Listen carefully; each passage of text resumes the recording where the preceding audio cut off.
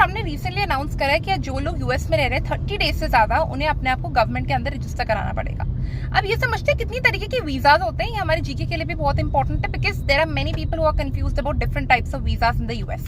तो we have H1B visa. H1B visas वो होते हैं जो लोग यूएस में आते हैं काम करने के लिए with their bachelors degree. H2B visas वो होते हैं जो यूएस में आते हैं टेम्पररी जॉब्स करने के लिए और जॉब्स करने के लिए जो नॉन एग्रीकल्चरल है नेचर में।